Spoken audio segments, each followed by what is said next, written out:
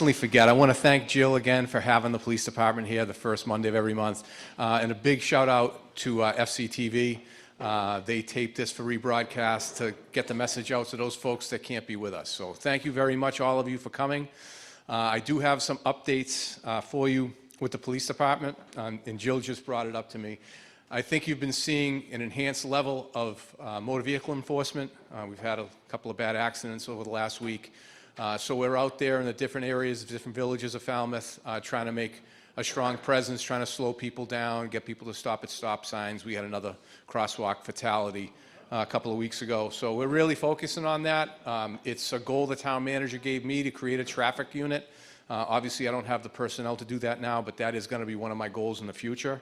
Another program we're working on right now, we're trying to bring a canine program back to the Falmouth Police Department.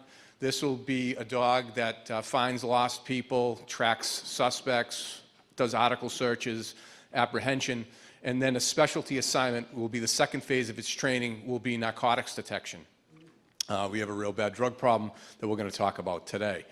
I'm going through the Boston Police Academy, which is unique to the Cape because they work with the Stanton Foundation. The Stanton Foundation is a non-competitive grant where they'll give the town of Falmouth basically $52,000 to outfit this program to include the cost of the dog to save you folks some taxpayer money.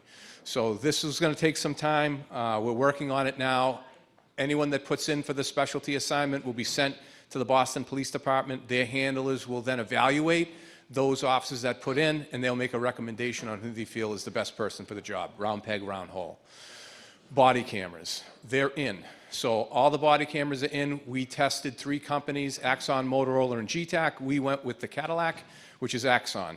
We went with them because the technology is fantastic. It's a proven product, and I had it before my previous employment. They work really well to show transparency. We have run into a problem.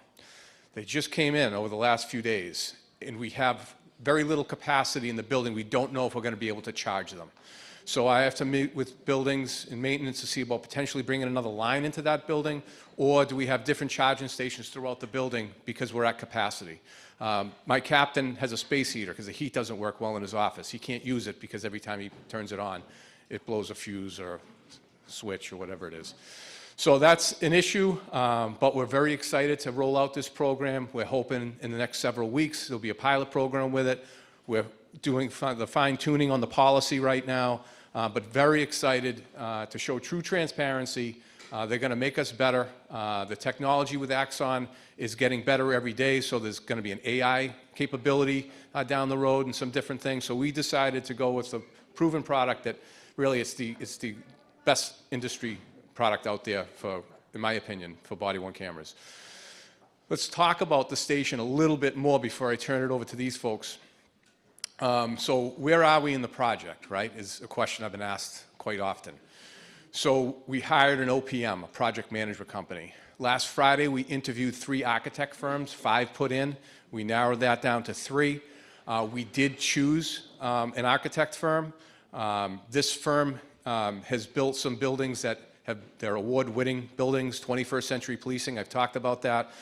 So we're really excited. So in 2 weeks, we're going to, when they work out the contract with them, the town works out the contract with them, we're going to sit down, not this coming Friday, but the following Friday after that, and we're going to talk about sites. We've got a bunch of sites we're evaluating and looking at right now.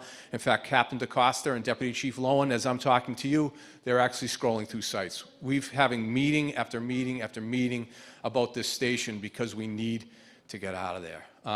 We can't keep the water out, and it's just way, way, way too small. So hopefully, you know, the goal will be, I'm hoping 3 years from now, we're out of that building. We're in a state-of-the-art facility that's going to take care of this town for the next 75, 60 years. So that's the goal moving forward. So we're on pace. We're doing well. The committee, we've met twice with the building committee. It's a fabulous group of people. A couple of former chiefs on there and town residents. So it's going to be a really fun project. It's going to be a lot of work for a lot of people. Obviously, doing the Forbes building out in Westboro. I was on the fire station building committee in Uxbridge, and we built a middle school in Auburn when I was chair of the school committee. It's a lot of work. it's a lot of meetings, it's a lot of conversing with you folks. You're going to see a lot of outreach saying, this is why we're asking for this much money, and this is what we're going to be able to provide the town of Falmouth for years to come.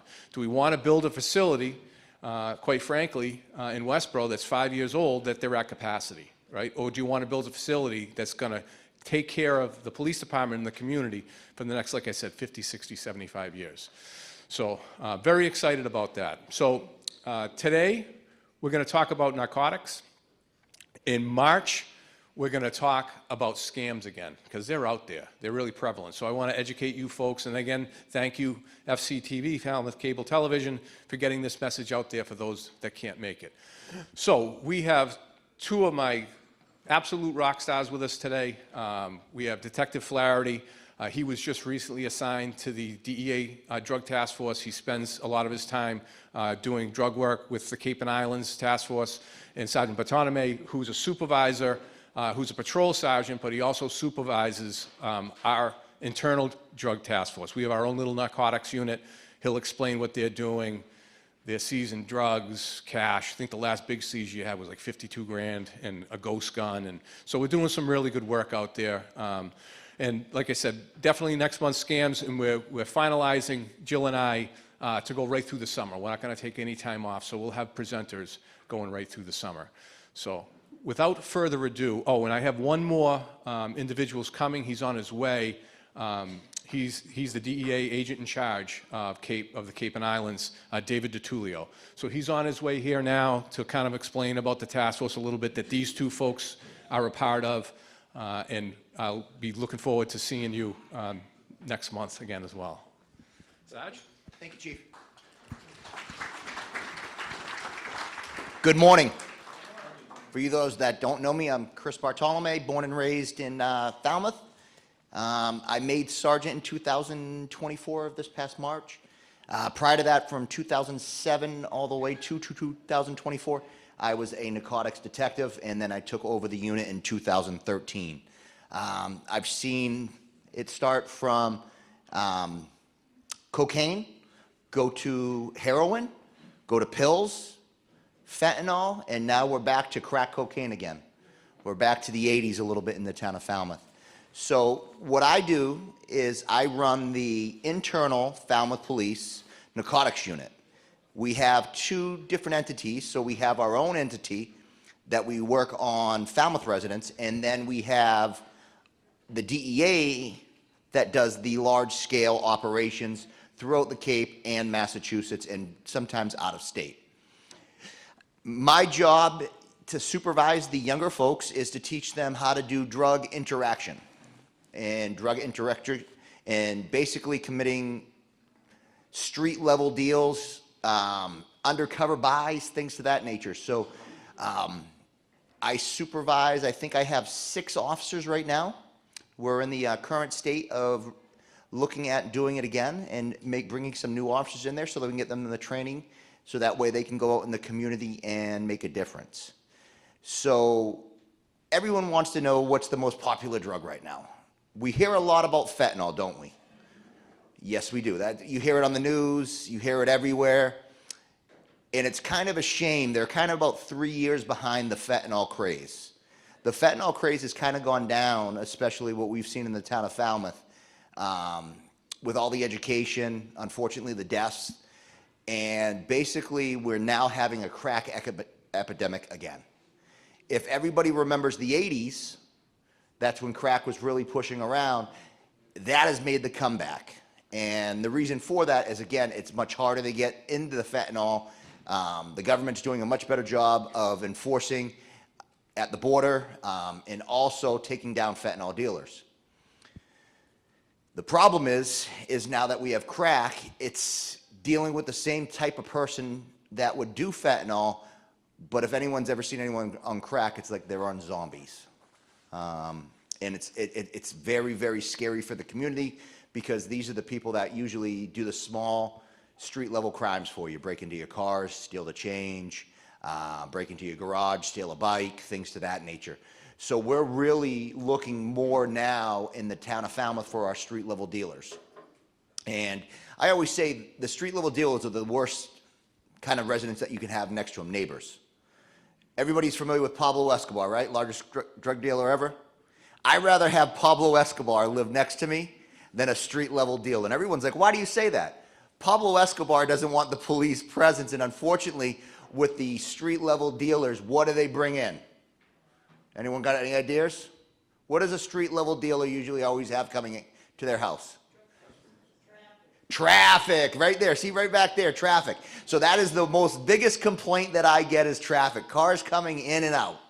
All right? Can anyone tell me what is a sure tell sign of the traffic, of what kind of traffic comes in and out? What do you think? What's that? A 2-minute visit right there. Give him a golf clap right there. Give him a golf clap right there. If I had a Tootsie Roll, I'd throw it to him. So yes, that's what we're looking for is those 2 to 5 minute, car keeps running, someone gets out of the car, runs inside the house, comes back out 2 to 5 minutes later and they leave. Or 2 to 5 minutes they're in the parking or in the driveway, someone comes from the house and they do what they call a hand-to-hand transaction. Does anyone know what a hand-to-hand transaction is? Let's see. Let's see how smart you are. I'm going to test you guys out. Hand-to-hand transaction. What do you got, sir? You get the drug. Oh, right there. We got a winner, chicken dinner. Right there. So, yes, that is how we do it. So, again, usually what you'll see, would you be my demonstrator? Sure. I would have the drugs in my hand. He would have the money. We do this. I put my money in. He takes his drugs, and that's how as fast it goes. Now, everyone wants to know, does it only happen in houses? No. Does anyone know where you think would be our #1 spot for drug activity? Oh, you guys are smart in here, Walmart. Who's taught you guys this stuff? Yes, Walmart. Big parking lots. They like to go into these big parking lots. Why do they like to go into big parking lots? What do you think? Inconspicuous. You wouldn't know anything because everyone's just doing their business and they want to just blend in. Okay, so they're blending in into these parking lots and they're doing these hand-to-hand transactions. Usually what you'll see is a car waiting because what we have is we call it drug dealer time. Does anyone know what drug dealer time is? They take forever. So they'll say they'll be there at 2 o'clock. By 5 o'clock, they'll be there. So what usually happens is you'll see a car running at a parking lot for an extended period of time or someone waiting for an extended period of time, then you'll see the car come out. And then they do a meeting. Yes, ma'am. Off-season. I mean, we live near Old Silver, and lots of times there's a sunset, and Yep. people go, we include it, and I just wondered, has that been a problem? So what we see at the beaches, not more of the drug transactions. Minot, yes. Old Silver is more the smoking of the marijuana. Unfortunately, it's 2025 and it is legal, so I can't say it. Can they do it in the car? No, they cannot. They can't have an open container in the car, but that's what you normally see at the beaches. There's more use, more people using marijuana, having a drink, trying to enjoy the sunset. We don't see a lot of deals in that parking lot because why? It's very obvious when you see 2 cars in there, it's not like they can blend in. The only beach that I would say that I have a drug problem where they're dealing out of would be Minot Beach. It's always been a problem for me. Right by Central Ave. I don't have to say any more. So going into a meaningless ride. Does anyone understand what a meaningless ride is? What do you think? Can I get a guess? Come on, even my 16-year-old will give me a guess. Come on. Anyone here? Meaningless ride. Nope, close. What do you think? Yep. So what they basically do, a meaningless ride is, I'm the drug dealer, all right? So I'm going to come in my car, and then always driving, Lamborghinis or things. They have regular cars. Usually they're using rental cars. That's the #1 thing they like to do because they don't like when I seize their car. So they'll come in. What's your name, ma'am? Eleanor. I'm going to pick Eleanor up, and I'm going to sell her drugs. So she's going to get into my car. We're going to drive around the parking lot, or maybe we might even go out, and under 5 minutes later, I'm going to come back and usually drop her off in the same location. Now, if you have a smart drug dealer, they might drop her off in a different location and she'll walk back over there. But it's a meaningless ride. So that's one of the clues that we as investigators use when we're watching drug dealers for a meaningless ride. Okay, so that is one of the keys to it. Now, let's talk about marijuana. And I'm not going to ask you guys because I know some are from the 60s here. But marijuana is not the same as from the 60s. So everybody likes to believe that marijuana is not a bad drug. It's not a drug, it's not a drug, it's not a drug. The marijuana in the 1960s probably had a potency rate of about 9%. The marijuana that you're getting now, if you get it in wax form or if you get it in the concentrate forms, 100%. So what we're seeing is kids, they'll actually overdose on the marijuana because the gummy bears that they get, or the Skittles or anything else that they get that is laced with the marijuana, they're just so potent. So they don't know, they're not taking it as fast. So when you smoke something and it gets right into your bloodstream, you feel it quickly, correct? When you put something through your digestive system, like a gummy, it doesn't hit you right away. So a lot of these kids are used to just the smoke of marijuana getting that high right away, where they're not getting it, they're taking more gummies thinking they're not working. So what we're seeing in the schools is unfortunately a lot of people doing these gummies. Another thing that we see at schools, what do you think else we see at schools? Pills. What kind of pills do you think? Oxy, not really anymore because you can't get oxys. They're very tough to get, but we did just do a case where we got real oxys. I will talk quickly on that, but I'll let my boss talk about that case. I think we got $1.5 million. I think we got $1.5 million on a real oxy case that we got to seize. It was an amazing case. No, don't really see oxys anymore, but they like to use Adderall and Xanax. Why do you think they use Adderall? What do you think? What'd you say? It's like an amphetamine, yes. So what Adderall does is if you do have ADHD, it slows you down. If you do not have it, it acts almost like cocaine. So it gives you that high, that speed, that rush, that feeling of cocaine. So the problem with the Adderall is we're not getting real Adderall. So the Mexican cartels are getting smart, and what they're doing is they're pressing pills. Usually the Adderall that we're seeing is methamphetamines. They're using meth for Adderalls. And then on the Xanax, which is a downer, they're using fentanyl. So a lot of times what's happening is that the person's thinking they're buying real Xanax and they're overdosing because of the potency of fentanyl in those pills. So it's kind of a scary, scary thing with the kids right now with the pills that we're trying to teach them. So fentanyl, how much do you need to kill you? When I tell you fentanyl, you just need a small amount to kill you, it is true. But that's not the scariest drug that's out there. There's another drug coming out that is not as, I guess you could say, Narcan does not help it as much. So we're seeing this more and more, the synthetic method of doing it, and you're usually seeing, and I hate to say it, I'm not going to be political, but China is usually the force that's bringing these things in. They don't have the same regulations we do. They ship it to Mexico or these third world countries, and they come over the border that way. So we're seeing some of that down this way, especially in Massachusetts. And like I said, the one thing that's unique about Falmouth, does anyone know what's unique about Falmouth in regards to sober houses? They are everywhere. We have about 60 documented, I think, 54, 60, and that's not really the true number of what we have.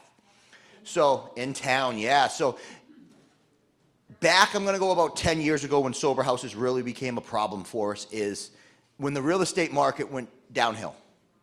You have a lot of Cape houses that are worth a lot of money, big houses. So some of these people, some do it correctly, some did not. What they did was they bought these houses, they couldn't afford them, and they'll put 10 to 15 people into that house, and each week they pay money to live there in a sober community. Some do it very well, and they go to meetings, they have drug testing, and they do it very effectively. But sometimes, unfortunately, we saw people just trying to do it to make a dollar. And unfortunately, it's very sad because when we have Gosnold and recovering champions in here, what happens a lot of times is we get out-of-towners. So when they go to Gosnold for 3 days, 4 days, 5 days, or recovering champions, usually the logic is this: don't go back to where you're from because that's where you're using. Let's start fresh in Falmouth.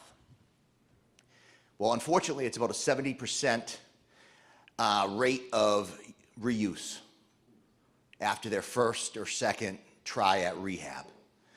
And once they start using and they get comfortable down here, what do you think they do? They stay. So that's why we have a heavy street level problem right now in the town of Falmouth. Yes, ma'am.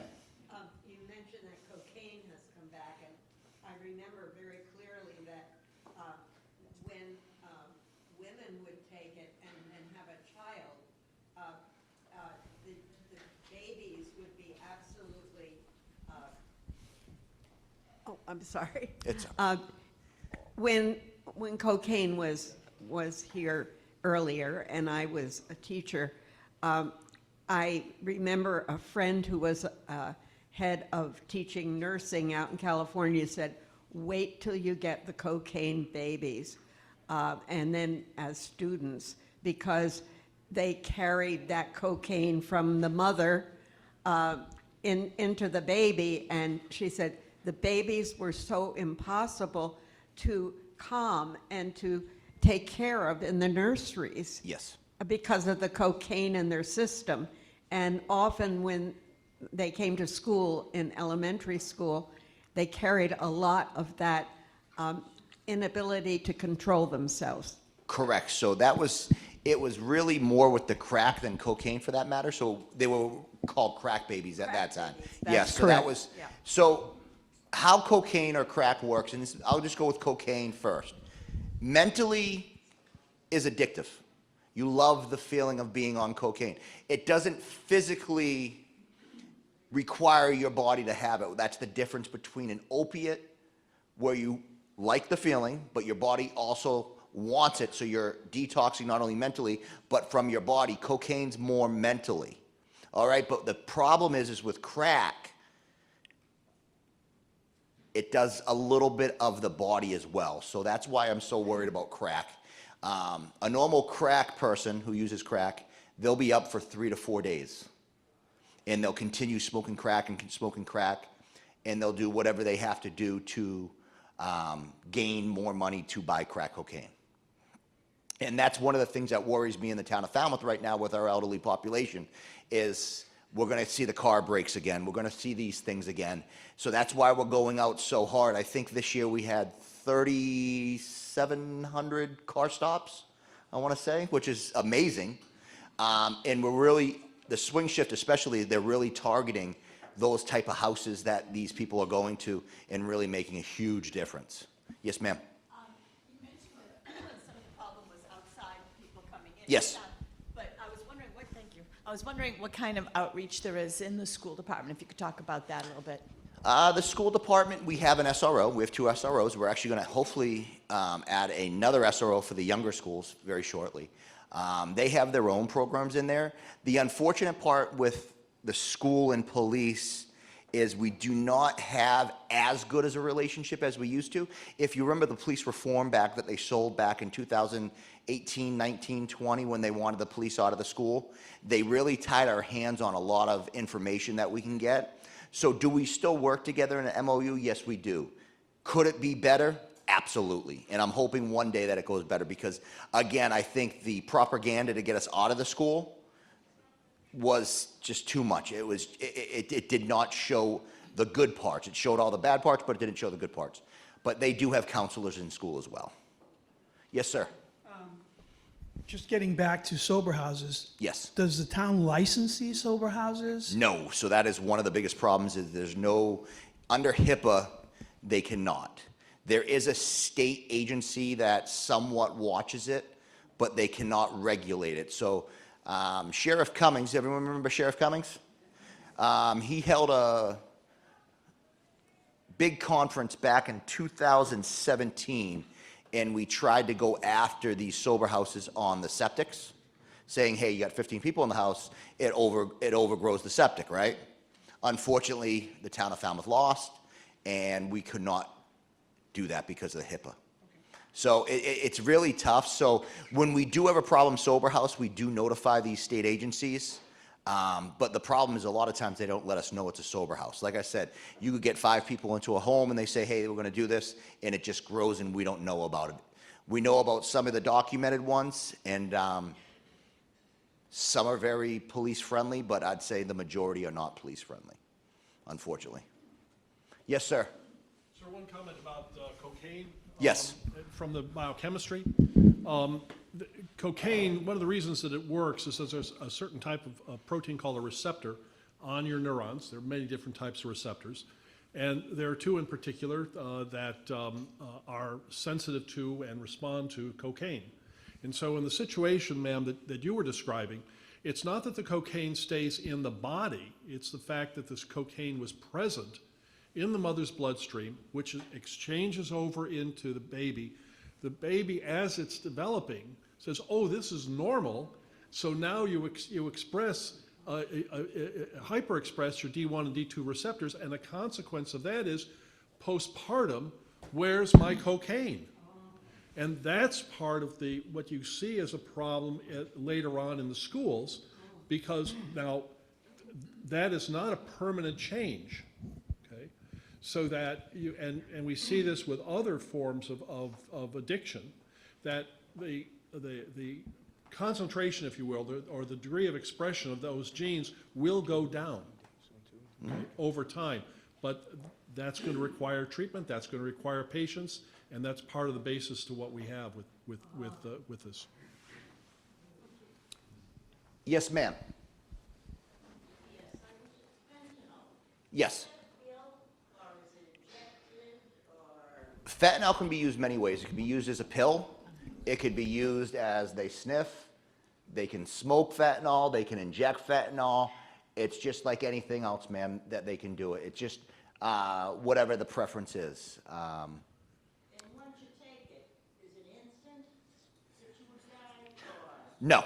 So it depends on how much fentanyl's in there and how your body adapts to it. So if it's a small amount of fentanyl, it might not kill you. What it does is it actually slows down your breathing system, and you basically just almost stop breathing. Well, you do stop breathing, and that's how it kind of works, because it's slowing down your breathing. But somebody would go looking for fentanyl? So that's the phenomenon with heroin and fentanyl, is when people overdose and there's deaths, they actually go searching for that kind of drug because they believe they can use that high. They want that high. So they actually go searching for it. It's scary. It's very, very scary. And then they're just taking a chance whether they'll get a big dose or they can handle it. Correct. And again, that's the scary part of fentanyl. Yeah. You don't really see heroin anymore. We don't see heroin too often in Massachusetts anymore. It's all fentanyl based.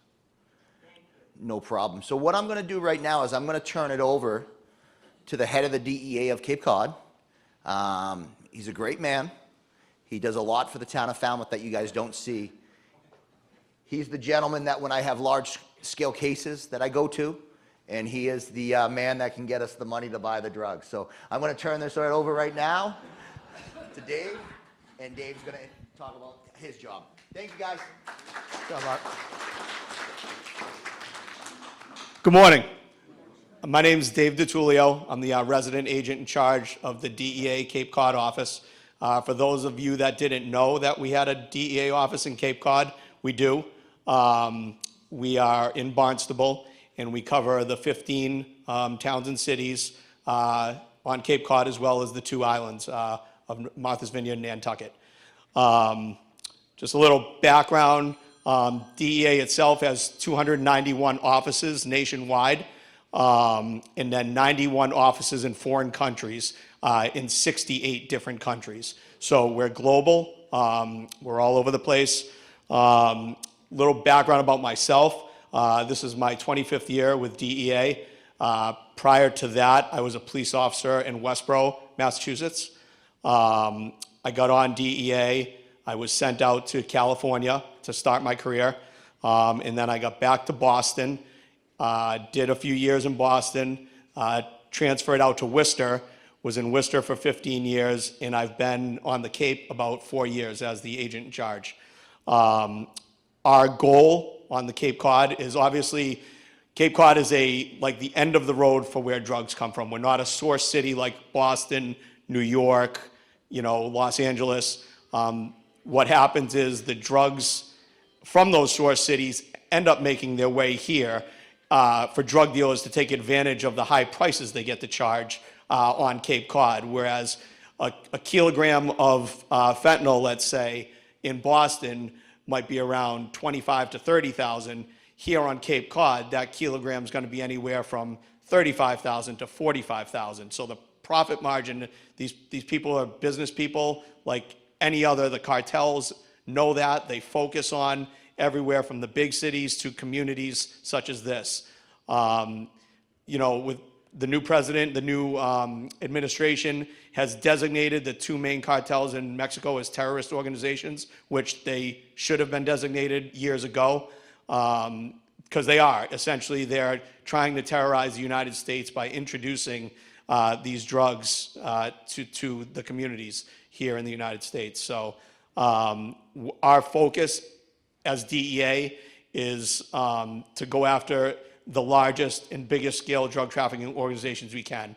And that means in an office like here on Cape Cod, it means starting out, whether it be 1 gram buys from a small-time drug dealer that's trying to support their own habit, because that's how we end up getting our information to go up the chain, so to speak, to find out where these drugs are coming from. My goal as the agent in charge here has been to support every community. Again, I always tell the police chiefs and the command staff, nothing is too small for us to look at. So if you've got a drug dealer that's dealing what you may think is a small amount of drugs, we're here to help. We have the resources and the funding to do that. And that's what we have done since my tenure here as the agent in charge of Cape Cod. And the communities have, every town, every police chief has been very receptive to us in working with us to combat this, these organizations. As Bart mentioned, we've done several successful cases over the years. And just to put it in perspective, we did a case back in 2022 where we were focusing on an organization bringing, at the time, they were real oxycodone pills, which, as Bart mentioned, was kind of an anomaly. We haven't seen real pills. When I was in Worcester, I was in a group that specifically focused on the diversion of real pharmaceutical drugs that made their ways to the streets. So just to explain it a little bit, back in like the late 90s, like to the 2000s, what these organizations would do is there were doctors and pain clinics in Florida and New York where the drug trafficking organizations would send 20, 30, 40 people into and say, I have back pain, I have neck pain, prescribe me OxyContin. And what happened was they weren't like your typical doctors like you probably all go to. They were rogue doctors that had the ability to prescribe these drugs but didn't care where they were going. So once these 20 to 40 people would come out of a pain clinic, each with 100 to 200 pills, they'd all get together in the parking lot, pool all these pills together, and get them to the leader of the illegitimate drug trafficking organization. Those pills would then be sold on the street. So that's how we got into that whole OxyContin boom. They make movies about it. It went all the way up. DEA targeted Purdue Pharma for basically turning a blind eye to where their pills were ultimately going. So we did a case in 2022 where these pills were making their way to the street. We didn't know at first where they were coming from. We did what we call a wiretap investigation, which is the highest level of investigation that DEA does. We have to exhaust all options before we can listen to someone's phone, because that's pretty invasive, right? No one wants to have their phone listened to and all their private conversations listened to. But we have to show to a judge that we've exhausted all other options and that's the route we need to go. And even then, we can't listen to private conversations.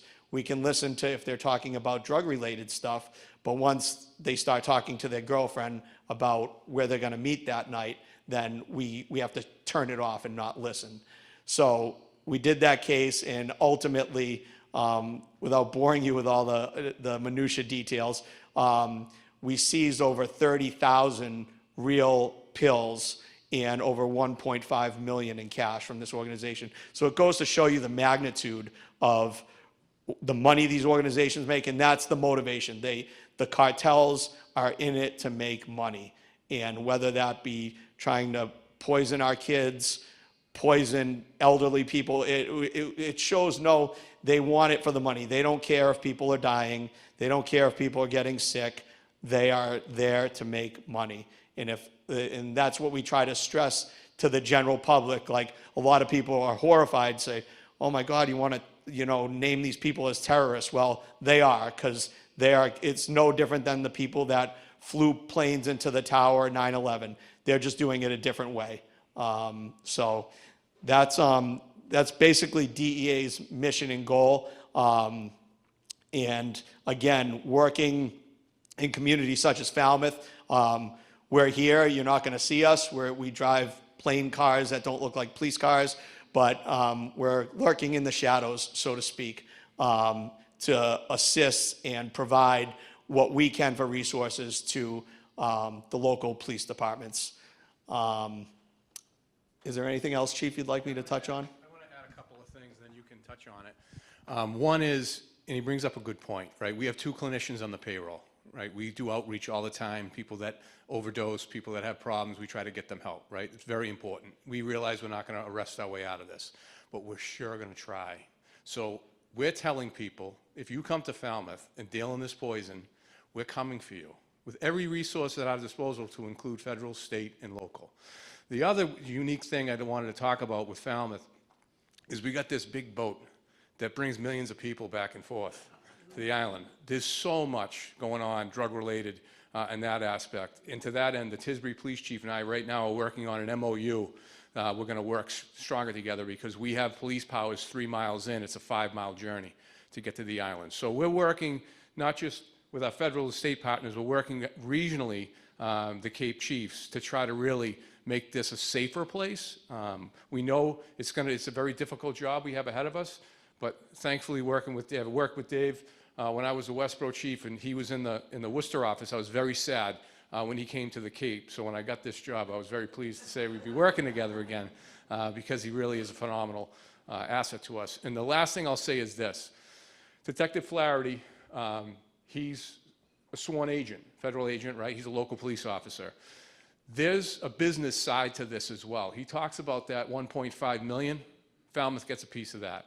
We talk about part of his overtime and different things that the DEA pays for that. And it's quite substantial. So we do seize assets and we utilize those funds to better serve you folks. How do we do that? Our internal narcotics unit, we bought him a car, right, out of that money. And it's just an amazing tool. So we're bringing money in to, again, offset some of the costs. I talk about canine programs. But if you wanted to touch upon the boat and that, all those kilos. Yeah, so as the chief explained, like for DEA and for my management style, it's all about collaboration. We as DEA can't do this job alone. Without the information and intelligence from the officers working the street every day from various communities, that's how we get our information on who's dealing drugs. Without them, we don't exist. DEA, we're right now at about 4,000 special agents worldwide, and we probably have at this point a little more than that of deputized sworn task force officers is what we call them. So officers that are in detective units from local PDs, we sign them on as what we call DEA task force officers. They're still employees of, let's say, the Falmouth Police Department, but they're detailed over to us, and DEA absorbs their overtime costs. And a benefit of that, in addition to collaborating and working together, when we seize assets, we share those assets with the local police departments who are assigned to DEA. Currently, the Cape Cod office, for example, we have 4 DEA special agents, 1 DEA intelligence analyst who's a civilian, non-gun carrying employee who basically assists us as the field investigators with running phone numbers and doing all like the kind of behind the scenes stuff to provide us with investigative tools to do our cases. I have a intelligence analyst from the U.S. National Guard, Mass National Guard, that is also assigned to us, plays a similar role and is detailed to us from the National Guard. And then we have 10 full-time task force officers. Every town from Bourne to Dennis has a full-time deputized task force officer assigned to my group. And then we also have case-specific officers. Now those are from either departments that are too small to dedicate someone full-time to DEA, but they work on a case-by-case basis with us in doing investigations. So that's kind of how our office runs. In terms of what the chief was saying about, I also have a full-time officer from Martha's Vineyard, Oak Bluffs. Obviously, he doesn't come to the office every day because logistically that would be a little difficult. But we provide him with the resources over on the island to be able to combat drugs over there. And believe it or not, like when the chief says there's drugs going over there, he's absolutely right. There are a ton of drugs on both of those islands. And it doesn't matter the summer, the winter, the fall. It's season round.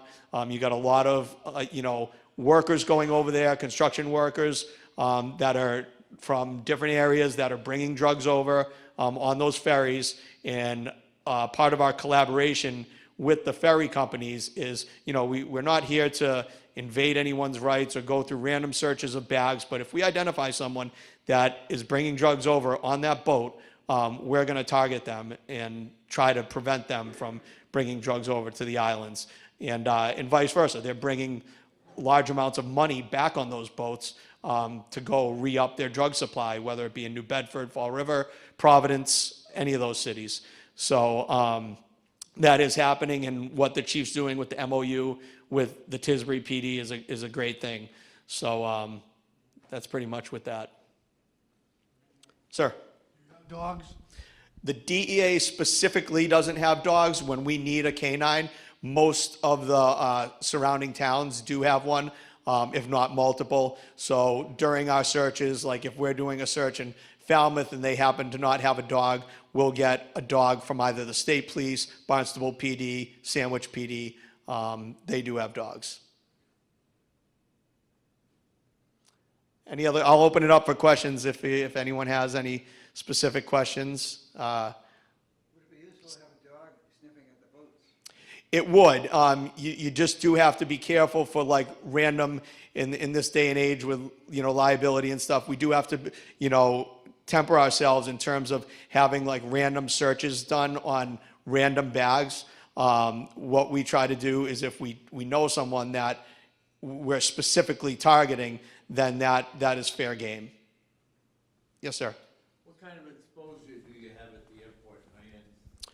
We really don't have much. Unfortunately, like we can only be spread so far. And even at like Boston Logan Airport, we have one DEA agent from Boston assigned there. It's a great question because if stuff's being transported on boats, then we know it's also being transported in planes.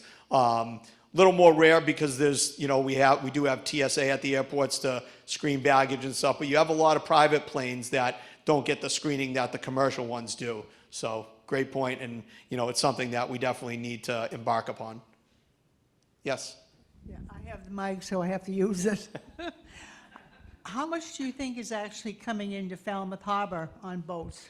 Again, the harbor, the fishing boats, it's a big thing. Of course, you got big fishing boats in New Bedford that come down here. Not only Falmouth Harbor, we have all the other harbors on Cape Cod. I got a kind of a funny story. So back in the beginning of 2023, I don't know if you saw on the news, we had 23 kilograms of cocaine wash up on Lucy Vincent Beach in Martha's Vineyard. Now, how did that happen, one would say? That generally does not happen up in New England at all. It's a very popular thing to happen down in Florida, Florida Keys, Miami. That happens all the time with drugs washing up on shore from go-fast vessels that are running drugs between the Bahamas and the United States. Doesn't happen so much up here, but it did. And we were really scratching our heads. What happened here? Did the stuff, with the jet stream, the stuff can float up from, as far as Miami up here, but pretty unlikely. So when that happened, we utilized the U.S. Coast Guard, who have a great intelligence program, to kind of see what the tide charts were. We looked at the amount of, in this case, lack thereof, marine growth on the kilograms of cocaine. There really wasn't any. If those things were in the water for a lengthy amount of time, they would have had all kinds of marine growth on it, which there wasn't. So that means it was dropped somewhere around here. And we surmised that it was dropped somewhere, the Quonset Point in Rhode Island, which is directly south of Martha's Vineyard, if you look at it on a map. And we did tide charts, wind charts, and came to the conclusion that somehow, some way, the package was dropped there. We identified a vessel. I'm not going to talk too much about it because it's still kind of an open investigation, but a vessel that makes frequent travel between Mexico and that area, and it was suspected that the drugs could have been on that large vessel. We did do a search of that vessel. The Coast Guard and the Customs and Border Patrol have a right to search those vessels at any time for any reason, and we partnered with them, searched the boat, but again, needle in a haystack. It'd be like trying to find a singular hair in this room anywhere. So we were unsuccessful, unfortunately, but so yes, the boats are something that we definitely try to get intelligence on from our informants and local law enforcement. How much fentanyl is coming from our northern border? Not much from the northern border, if any at all. I'd say 99.9% of it is coming over the Mexican border. It's coming, as Bart mentioned, the chemicals being used to make fentanyl are shipped from China to the cartels in Mexico, and then they have these labs down there that produce, thousands and thousands and thousands of pounds of fentanyl that make its way over the border into the United States. And the way they do that is, use your imagination, tractor trailer trucks with avocados, fishing vessels, submarines. These cartels have the ability, and they have made submersible submarines that go in underwater all the way from Mexico, coast of Mexico, up the coast to California, a lot of times, and transporting, thousands of kilos from Mexico. Yes, sir. Do you find drug use across all age groups? We do. As I mentioned, it does not, there's no borders in drug use nowadays. It doesn't matter if you live in Wellesley, Falmouth, Fall River, any community, in any age group. Now, kids, I have 2 kids in high school, and it's scary, the fact that, as Bart mentioned, the pills. You could be taking a pill you think is one thing, and it is not. It is pressed fentanyl. And we hear about overdoses and deaths, unfortunately, every day. And again, the blame lies on the cartels terrorizing the United States, basically.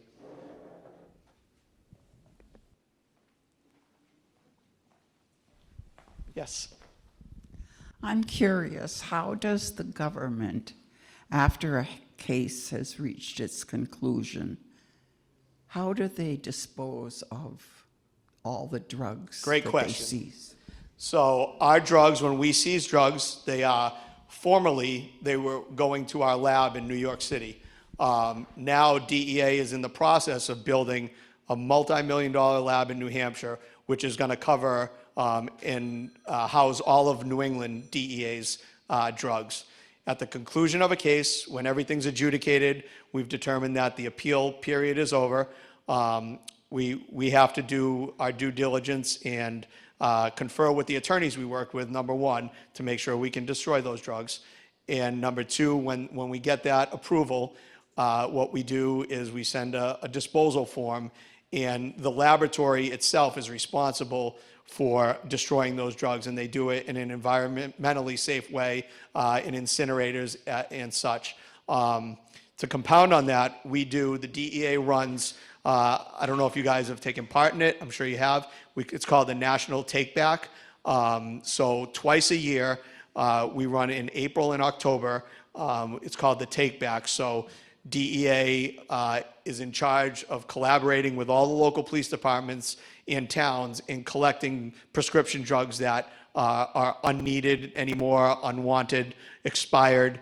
So we hold that event twice a year, and what we do is on that Saturday, it takes place. And usually what the towns do is they're collecting the stuff year-round in kiosks at the police departments or fire departments. We swoop in on those dates, and we take everything from all the towns, and we bring it to the incinerator, and again, and get rid of those drugs in a environmentally friendly and safe way. Yes, sir.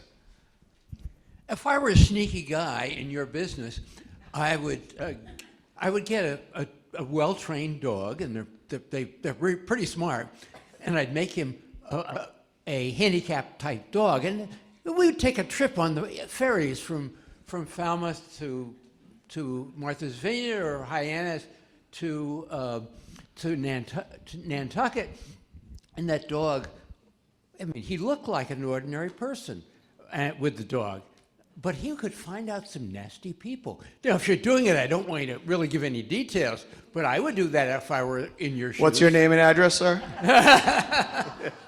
No, but I mean, I have a good mind as an engineer. I can be curious. Yeah, and you're exactly right. The methods that these people use, it goes, think of your wildest imagination of how to smuggle drugs, and they do it. The cartels employ engineers, honestly, chemists, to make the drugs, to figure out how to get certain weights in tractor trailer trucks. They're not stupid by any stretch of the imagination.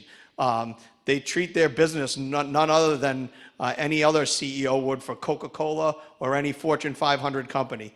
It's truly insane that how they use their resources.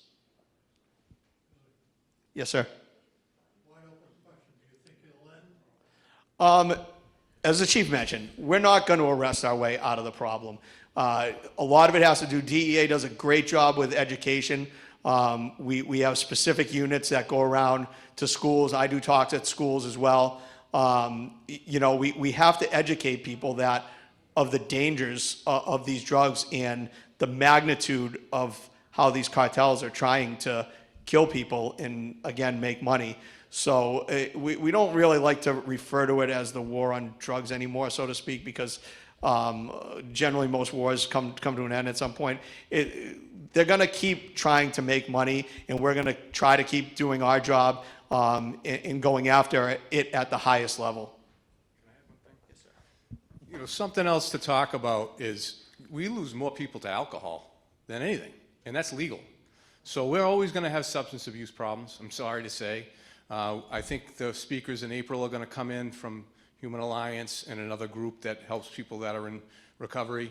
But at the end of the day, our alcohol issues in Falmouth are huge, huge, the amount of issues that we have alcohol related. It's amazing.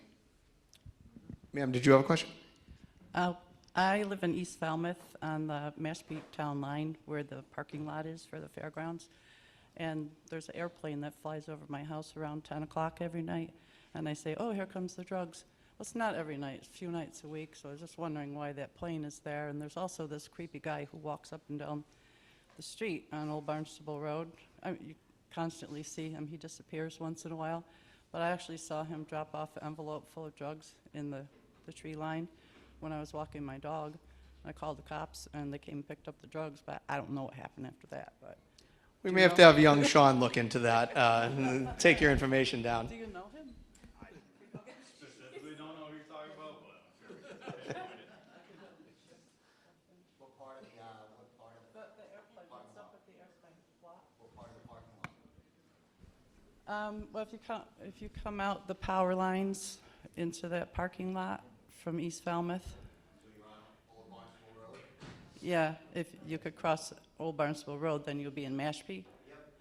Yeah, right there where the gate is. Because I was walking my dog, and I saw him go into the woods, and I was like, what's he doing? So when he left, I went over and looked, and I found an envelope full of pills. Yes, sir. Is there a ballpark sentence term for a drug dealer? So there's a varying range, right? In the years, things have evolved. So the DEA, we try to take our cases federally. So there's the federal court system, and then there's the state court system. Not all the time, the cases don't meet the federal threshold. With the U.S. Attorney's Office, we have to present them with a case. They have to agree to take it, and it's got to be pretty significant. So they want to see basically us going after the highest level from the source city. But that doesn't preclude us from arresting someone that's dealing small amounts of drugs. But to answer your question on the levels, the federal guidelines, they've done away with some mandatory minimums. So federally, we have the gift of mandatory minimum sentences. And a lot of it was created, crack cocaine back in the 80s. They would hand down these very harsh sentences where the judge really didn't have the ability to go beneath, let's say, 20 years. Certain lawmakers have decided that's clogged up the jails and the court systems, and that's beyond any of our control. But I would say for our cases, the average federal sentences are probably around 10 years, all the way up to life. I mean, it depends on the severity of their criminal history plays a big role in it. If we're arresting someone that's done this 20 times, then they're going to go away for a long time, which as well they should. We like to say on first-time offenders, everyone makes mistakes, right? And not to say to condone any type of drug dealing or anything like that, but I have personally seen and personally arrested someone that was selling drugs, and they were doing it for a multitude of reasons financially. And when I arrested him, he basically thanked me. He said, I've been looking over my shoulder for 10 years, and I'm done with this. And then he went on to significantly help us in a bunch of our cases, and he ended up not doing a day in jail because of the significance of the information he provided us. Much bigger cases than we were looking at him for. So that's how we operate. Unfortunately, we have to get information from people that aren't the best members of society all the time, but in a rare case, they recognize the mistakes they made, and they want to work with us.